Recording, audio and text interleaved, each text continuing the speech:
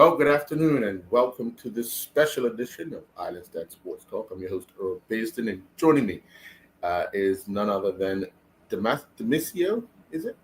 Damiso.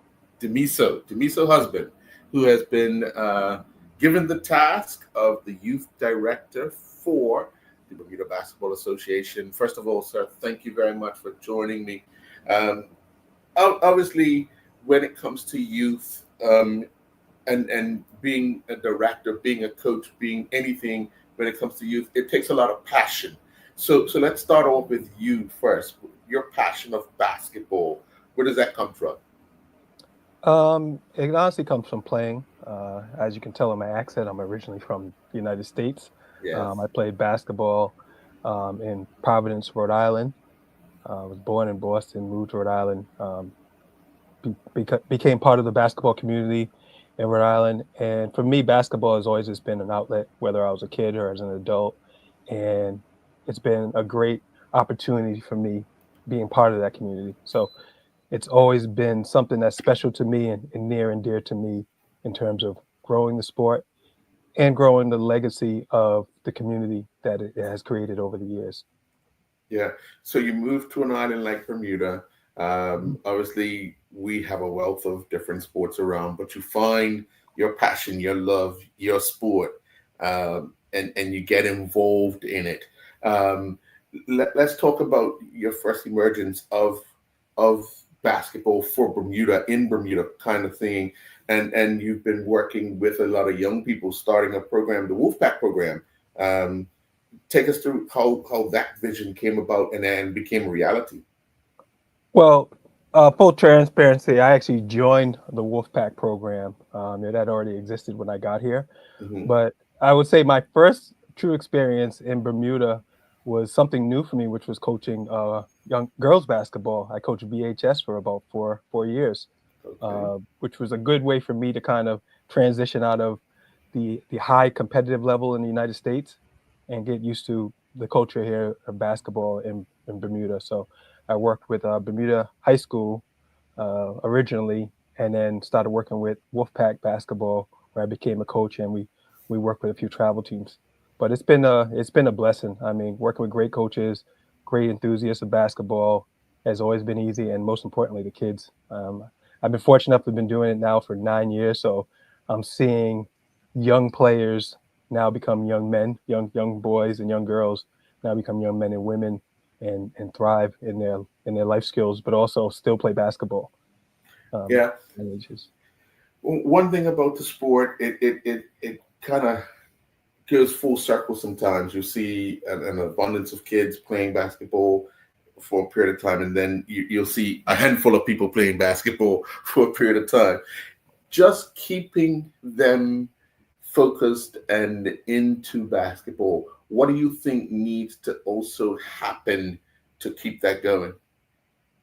um, I think for the beginners, it's just more about enjoying the process of learning basketball and then having fun. I mean, at the end of the day, it's still a sport, and although it's about competition, it's about having fun. And I learned that even actually coaching here when I took a young group away. I think it was a U9 team.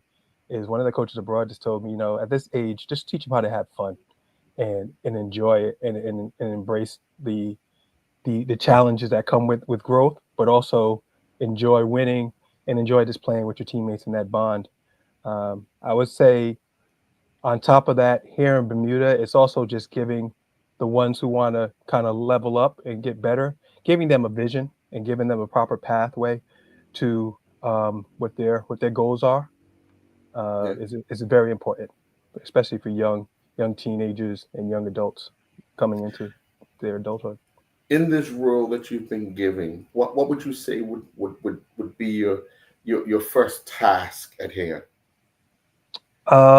My first task would be my goal obviously is to build a stronger basketball community, but also create more inclusivity within the basketball community, within not only the basketball community, but outside the basketball community. So I'm looking to start some committees. I think it's important that we look at with the array of young talent and young interest, coaching and player development, looking for committees in that realm, as well as finance and marketing, potentially fundraiser.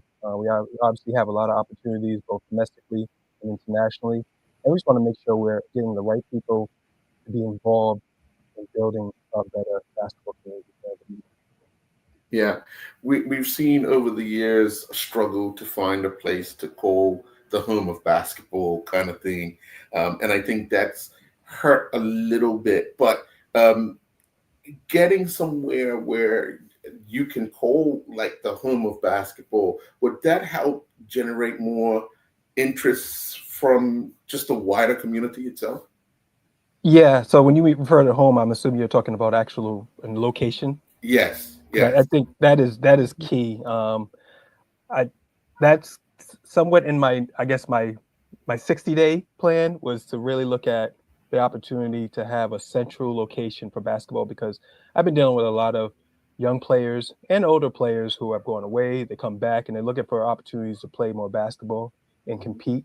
And I think the biggest challenge we've had is accessibility to the gym. Yes, yes. Um, and if you probably talk to any young players here, especially the ones who have traveled abroad, they'll say the accessibility is very difficult. So that is a big goal for us here with the BBA is really trying to actually establish some type of central location that we can commit to having for not only young new enthusiasts in basketball, but also our senior players, Mhm. possibly even our national players.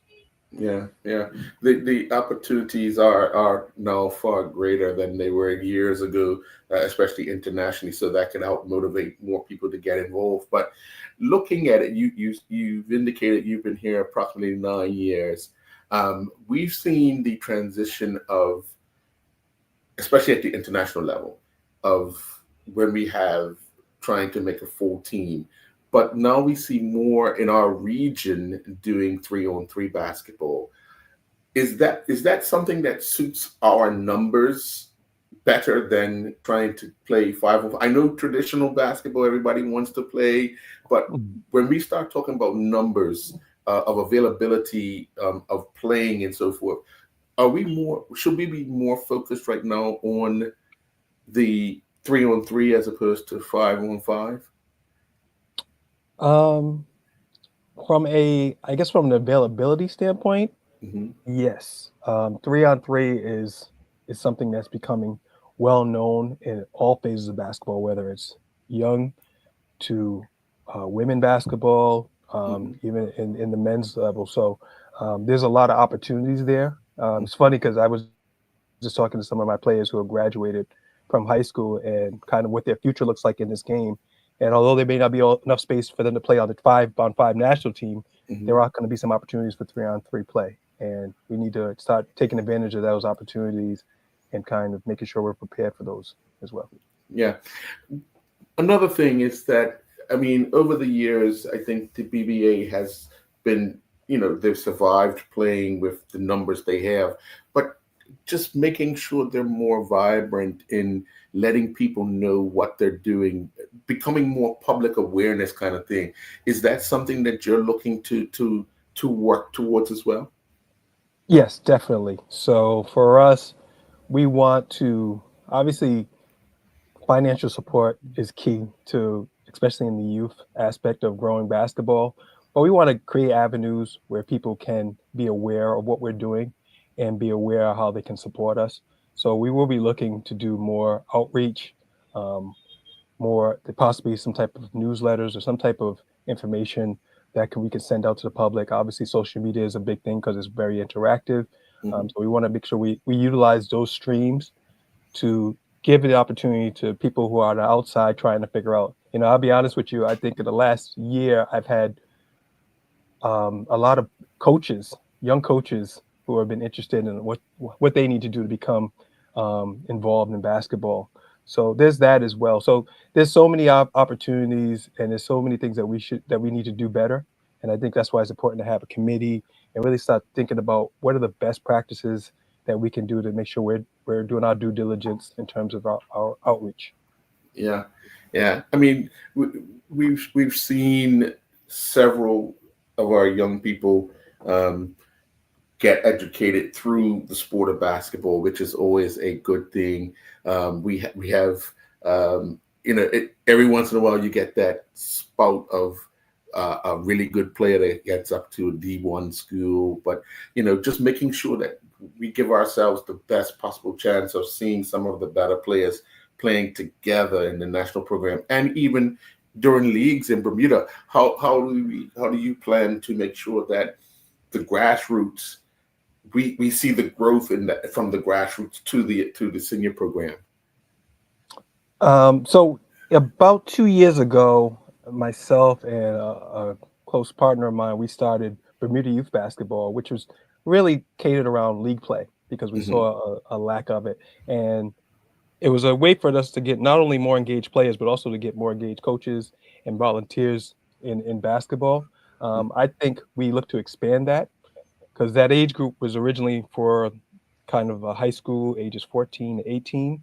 I think Hmm. we expand that out to younger age groups and get the community more involved in those things. It's definitely an opportunity to provide more leagues. We're looking, obviously, to meet up with youth and sports at some point to discuss what high school leagues will look like or inter-school leagues will look like, and if there's opportunities for more tournaments. So just more tournament play, more league play, more opportunities for training, more opportunities for development is what we're looking to do. Yeah, and you say you have a 60-day plan, like your goals.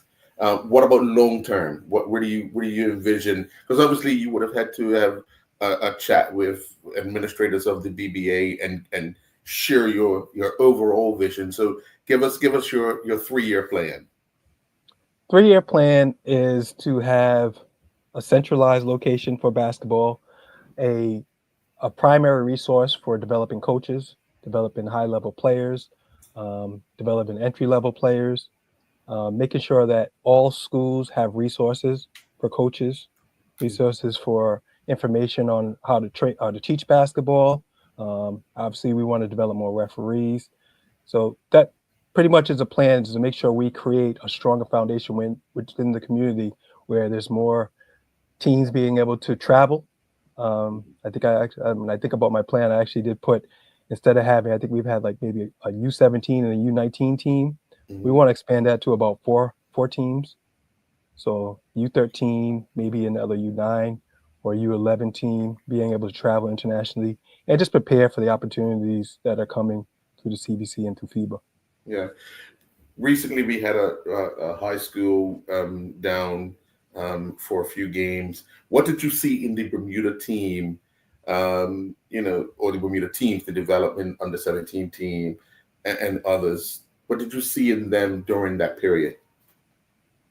I would say, in terms of the age groups, Hmm.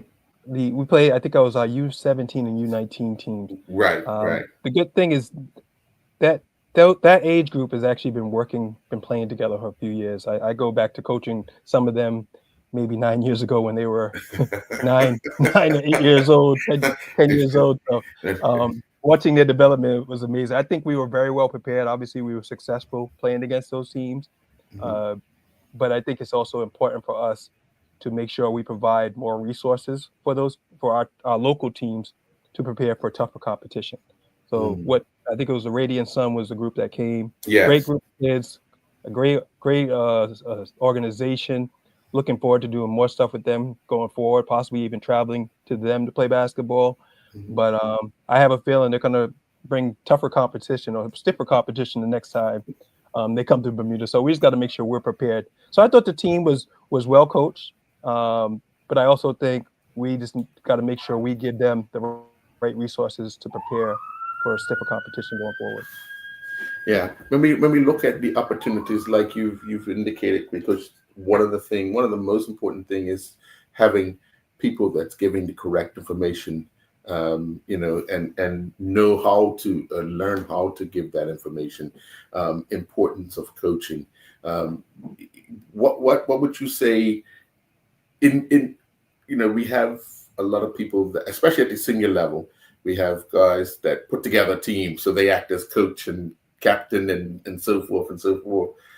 But would you like to see coaches working with not just the youngsters, but also trying to organize the senior teams, only because structure is key.